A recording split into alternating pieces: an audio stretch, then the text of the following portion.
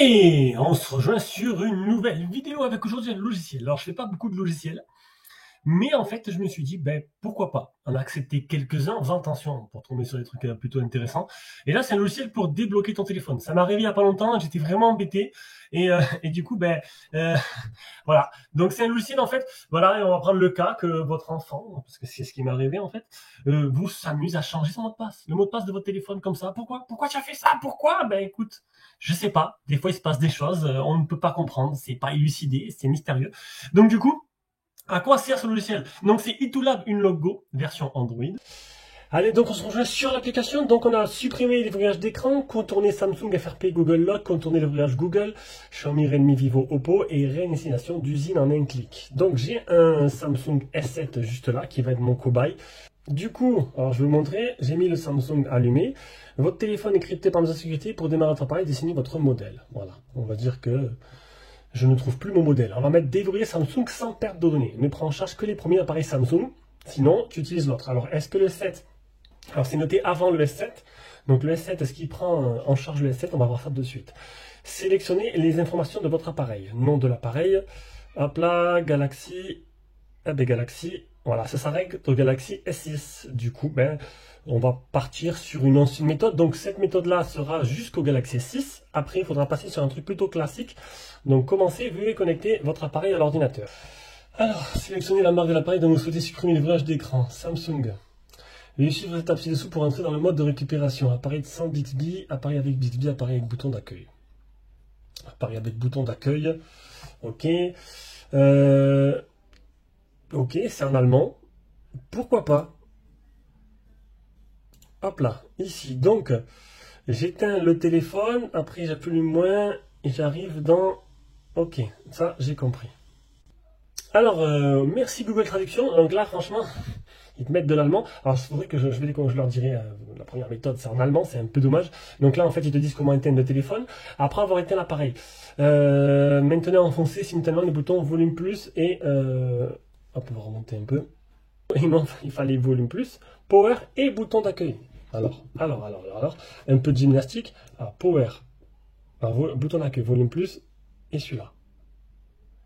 3 en même temps. C'est sûr que du coup, c'était devant mes yeux. J'ai pas fait attention. Ah, installation de la mise à jour du système. Installation système update, voilà, c'est bon. Donc là, c'est bon. Hop, aucune commande. Ok, et donc il est en mode récupération. Prochain. Lorsque l'interface ci-dessous s'affiche, ainsi que vous êtes entré avec succès en mode de récupération. Bon, il se passe vraiment pas du tout ce que j'avais prévu. Donc j'ai fait la méthode. Donc là, aucune commande. Ah, ça a marché. Voilà. Nickel.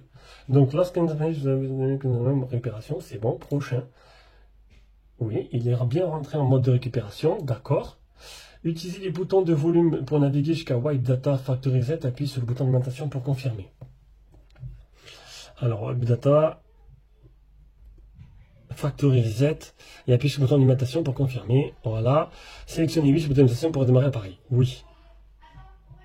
Après avoir sélectionné Wipe Carte Partition, cliquez sur oui pour confirmer. Alors là, on va finir déjà là. C'est en train de remettre, de formater. Voilà. Après, du coup, je clique sur Wipe Cache Partition. Wipe Cache Partition. Hop là. OK. Je mets oui. C'est fait. Reboot System No et cliquez sur Alimentation pour confirmer. Reboot System No. Voilà. Donc là, il est en train de rebooter. Et j'appuie sur Prochain. Le verrouillage de l'écran a été supprimé. Bon, ben voilà. C'est tout. Donc on va attendre maintenant un moment et on va voir, il devrait se rallumer. Alors on va essayer autre chose maintenant.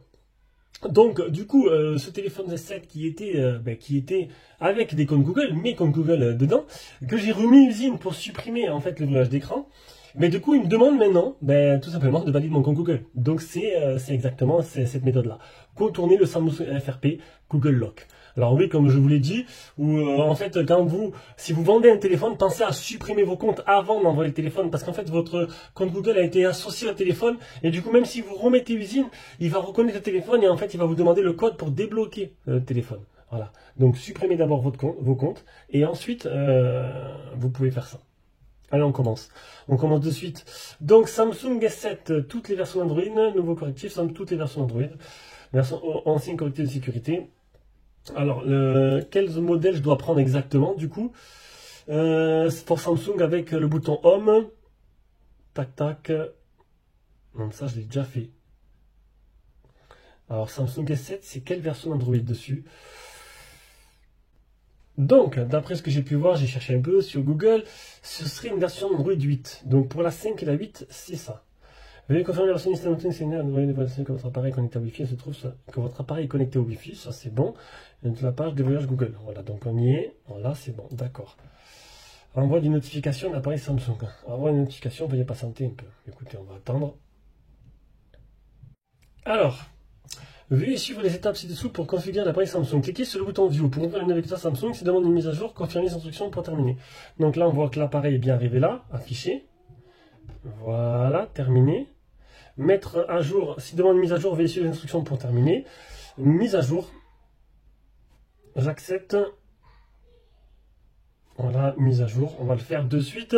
Entrez et ouvrez l'URL E2Light Bypass d'un navigateur. Autoriser, télécharger. On va faire la mise à jour. Ouvrez, entrez, remarque, si vous ne pouvez pas ouvrir le navigateur Samsung, cliquez ici. Non, ça, je peux le faire. Sur cette page web, cliquez sur télécharger Android 9, 8, 9, 10, G, APK, vous utilisez Android 5.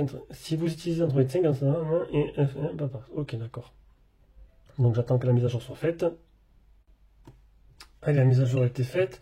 Continuer, tac, tac, tac, appliquer.